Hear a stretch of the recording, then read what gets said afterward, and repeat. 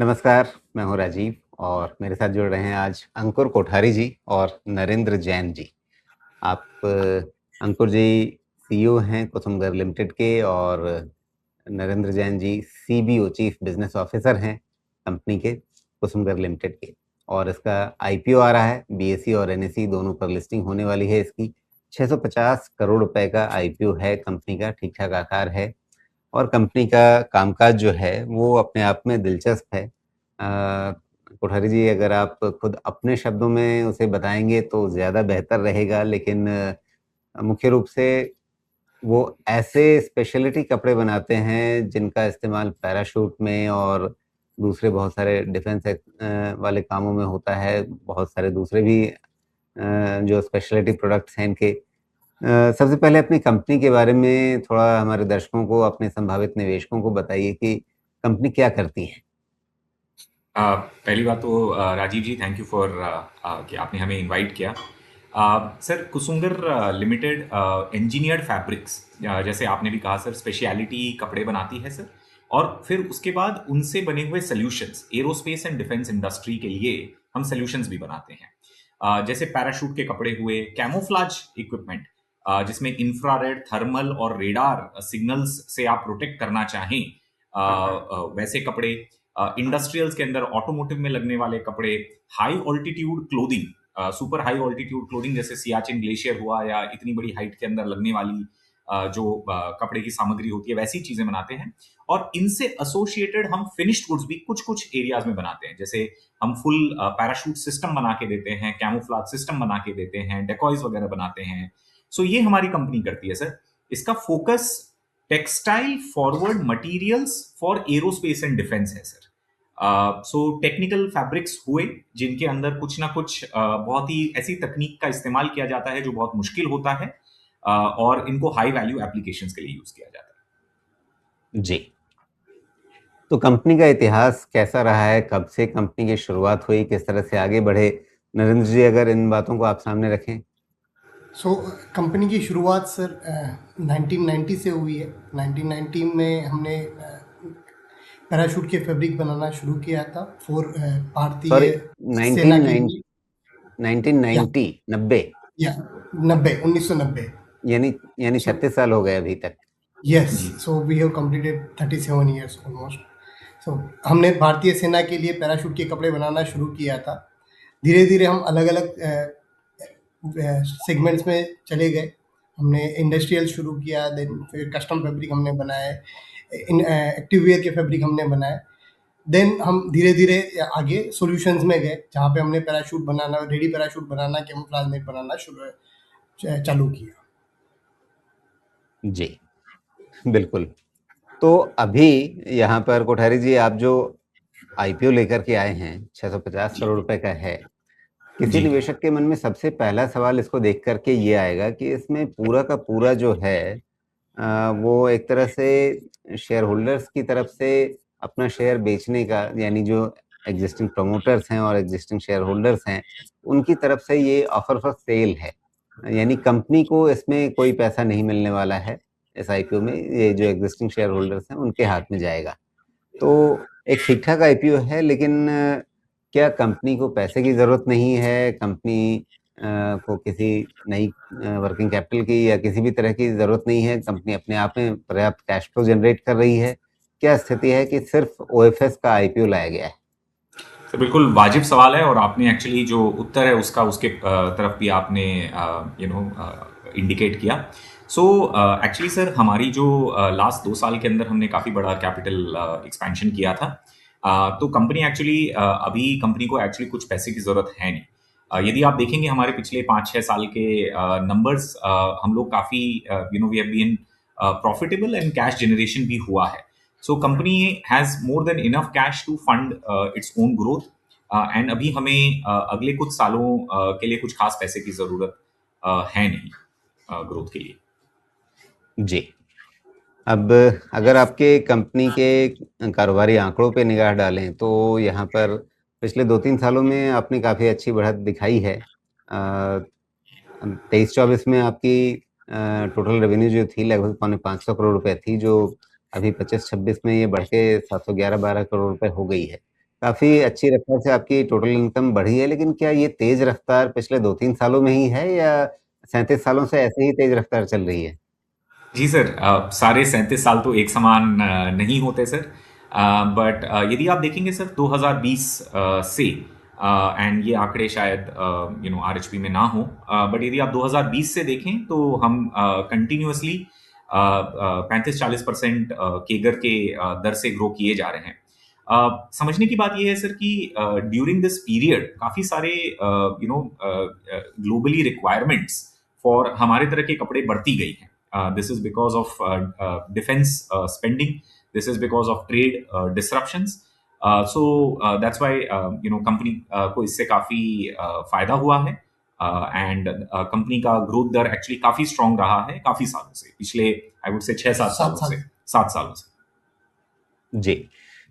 तो अभी आपकी ऑर्डर बुक की क्या स्थिति है और आपके मेन क्लाइंटल कौन से हैं? जब आप बहुत एक स्पेशलिटी फैब्रिक की तरफ जाते हैं, तो वहाँ पर क्या मुख्य रूप से आप जो सेना को ही आपूर्ति करते हैं या आपके दूसरे कुछ प्राइवेट क्लाइंट्स भी हैं? जी, सो आई वुड सो भारतीय जो व्हेन आई सेना, वायु सेवा और नौसेना, ये अपने आप में हमारे लिए एक बड़ा कस्टमर है। इसके अलावा हम विदेशी सेनाओं को, वहाँ की मिलिट्रीज को भी काफ़ी सारा माल बेचते हैं। इसके अलावा हमारा काफ़ी बड़ा बिजनेस ऑटोमोटिव सेगमेंट के अंदर है, जिसके अंदर हम टेप्स के लिए कपड़े बना के बेचते हैं। ये ज़्यादातर बिजनेस अगेन एक्सपोर्ट्स ओरिएंटेड है। तो ये हमारे बड़े कस्टमर्स हुए। इसके अलावा हमारे पास एक्टिव वेयर, जिसके अंदर जैसे विंटर के जैकेट्स हुए, super sort of high performance rain wear हुआ, एथलेटिक वेयर हुआ, उसके कस्टमर्स भी हैं। जी। तो अगर आप थोड़ा अपने टॉप 5 या टॉप 10 क्लाइंट्स के बारे में कुछ बताना चाहें, उनका कंट्रीब्यूशन कितना रहता है आपकी टोटल रेवेन्यू में? जी sir. So it will be near around 70 to 80% top 5 customer. Then there is a fed tail, काफ़ी सारे अलग अलग कस्टमर हैं जो मिला के 20 से 30% रेवेन्यू जनरेट करते हैं। जी। बिकॉज सर So हम मतलब जो जी। भारतीय जो सेना है हम उसको एक कस्टमर मान के चल रहे हैं। इसके अंदर एक्चुअली हम बहुत सारे अलग अलग ग्रुप्स को कपड़ा या अपना फिनिश प्रोडक्ट देते हैं, इंक्लूडिंग डीआरडीओ, इंक्लूडिंग क्या कहते हैं, सेना के भी बहुत सारे अलग अलग अंग हैं, बट हम उसको एक मान के चलें तो जो Yeah. नरेंद्र जी कह रहे हैं वो नंबर सही बैठता है। जी, बिल्कुल। तो इसमें कॉम्पिटिशन किस तरह का रहता है? आप जिस तरह की फैब्रिक बना रहे हैं, वैसे जी। ही फैब्रिक बनाना क्या दूसरों के लिए बहुत मुश्किल है या कॉम्पिटिशन आपको फेस करना पड़ता है? राजीव जी, जिन भी एप्लीकेशंस के अंदर जो एंड यूजर्स हैं हम जा रहे हैं, वो बहुत high precision and high performance demand करने वाले हैं। जो हमारे कस्टमर्स हैं वो खुद जल्दी से बदलना नहीं चाहते, बिकॉज रिस्क, आपका कपड़ा लेट्स से आपका एक पैराशूट में आप इस्तेमाल कर रहे हैं, हमारा क्वालिफिकेशन हुआ है, राइट? उसके बाद यदि आप बदल के किसी नए किसी और का आप कपड़ा लेते हैं, आप एक किसके लिए करें, रिस्क बहुत रहता है। तो ये जो क्वालिफिकेशन होता है किसी भी प्रोडक्ट का, हमारे धंधे में सर समय भी बहुत लगता है क्वालिफाई होने में, किसी के साथ काम चालू करने में, but at the same time जो वो एंड कस्टमर है वो बदलना भी नहीं चाहता है, बिकॉज उसके लिए भी रिस्क होता है, वापस उसको एक तो मेहनत होती है सर वापस क्वालिफाई करवाने की, और फिर एक रिस्क होता है परफॉर्मेंस जी। का। सो दैट हमारा बिजनेस का सर एक एडवांटेज है, कि हम चूज ही ऐसे धंधे करते हैं सर जहां पे मतलब जहां पे काफी मुश्किल चीज करनी हो, तो ताकि वो उसके बाद वो स्टेबल रहे सर वो बिजनेस। जी, This is a difficult to बिल्कुल। enter, difficult to exit वाला बिजनेस। जी। तो जैसा आप बता रहे हैं कि आप क्वालिफ़ाइड हैं अगर किसी सेगमेंट में, तो आपको काम मिलता रहता है। तो दैट इज राइट। इस तरह से मान लीजिए सेना के किसी यूनिट को आप एक स्पेशलिटी फैब्रिक जो है आपूर्ति कर रहे हैं, सप्लाई कर रहे हैं जी और सर। तो क्या वहाँ पर टेंडरिंग प्रोसेस में आपको हिस्सा लेना होता है? आप ही की तरह से 5, 10, 20 कुछ और लोगों ने भी क्वालिफ़ाई कर रखा है, जिनको सेना ने एक लिस्ट बना रखी है कि भई इनको हम क्वालिफ़ाई करते हैं कि ये टेंडर प्रोसेस में हिस्सा ले सकते हैं।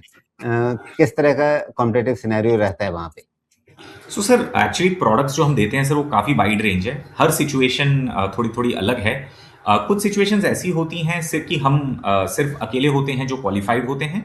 कुछ सिचुएशन ऐसी होती है जहाँ पे हमसे ज़्यादा 2-3 और लोग होते हैं सर, बट वहाँ पे हम लोग L1 होते हैं सर, बिकॉज़ हमारे पास जो कैपेसिटी डेवलप करी हुई है, जो हमने रॉ मटेरियल प्रोक्योरमेंट के अंदर हम जो कर पाते हैं, हम बाकी हमारे कॉम्पिटिशन को बीट कर पाते हैं सर। जी। तो ये कॉम्पिटिटर्स जो होते हैं वो आप ही की तरह से भारतीय कंपनियां हैं, इंडिजिनस टेक्नोलॉजी के आधार पे काम कर रही हैं, या उसमें आपको कोई विदेशी कंपटीशन भी उसमें आपको सर भारतीय फेस करना सरकार पड़ता के है? लिए, भारतीय सेना के लिए सर यदि आपको सप्लाई करना है तो इंडियन कंपनी ही सिर्फ अलाउड होती हैं। हाँ सर। जी, बिल्कुल।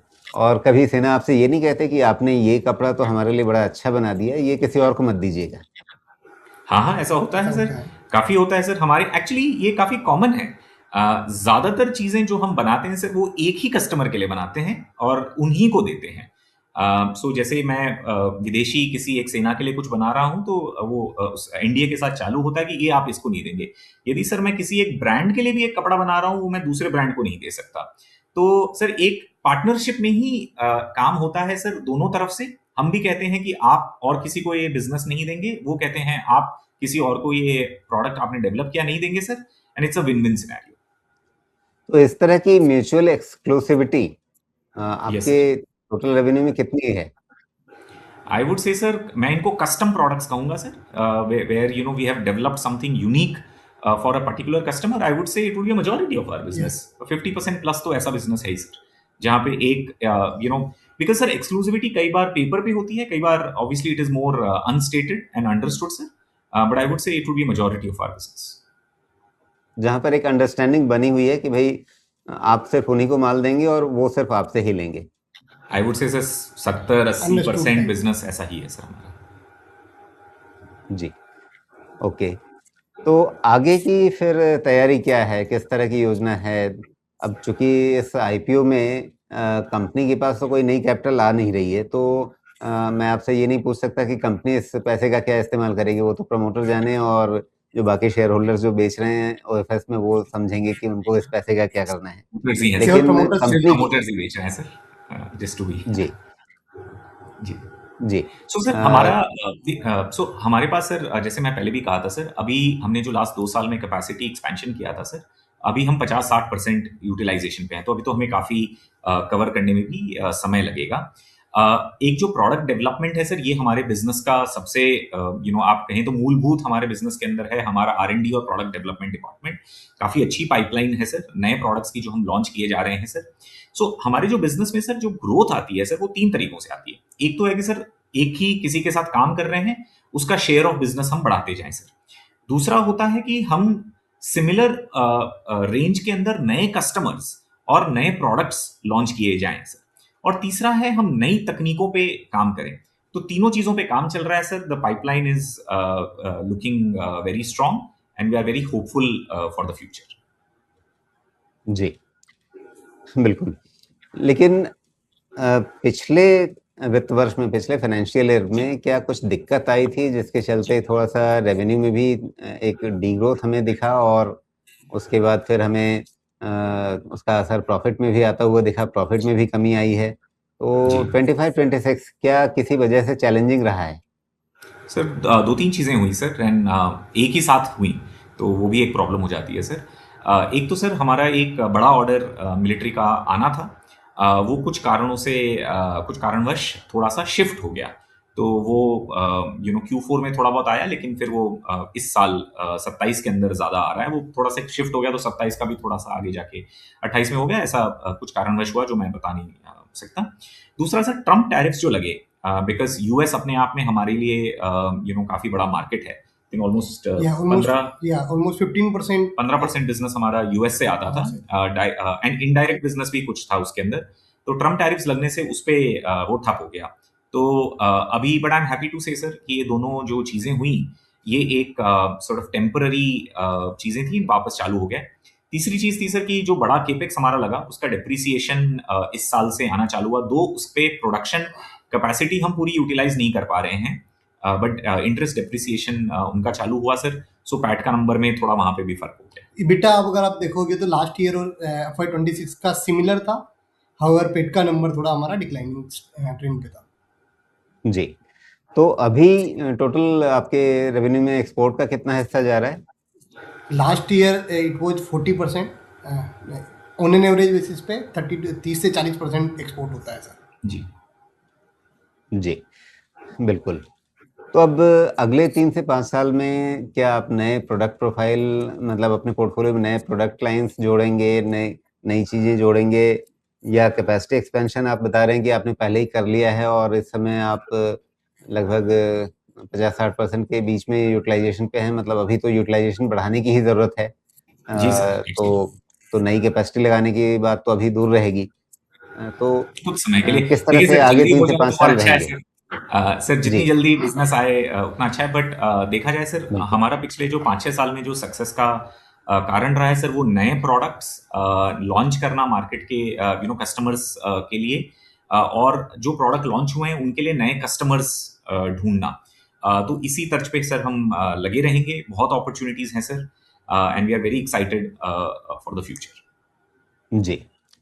एक सवाल अंत में ये कि आपका जो डेट है, आपके कंपनी के ऋण जो हैं, वो पिछले 3 फाइनेंशियल ईयर के बीच में काफ़ी तेज़ी से बढ़े हैं और उसमें ख़ास करके 24-25 में बढ़े हैं, जो आपने बताया भी कि वो फिर एक्सपेंशन हुआ कैपेक्स और उसका डिप्रिसिएशन भी आ रहा है। तो कंपनी ने फिर इस आईपीओ के पैसे से इस डेट को रिटायर करने के बारे में क्यों नहीं सोचा है?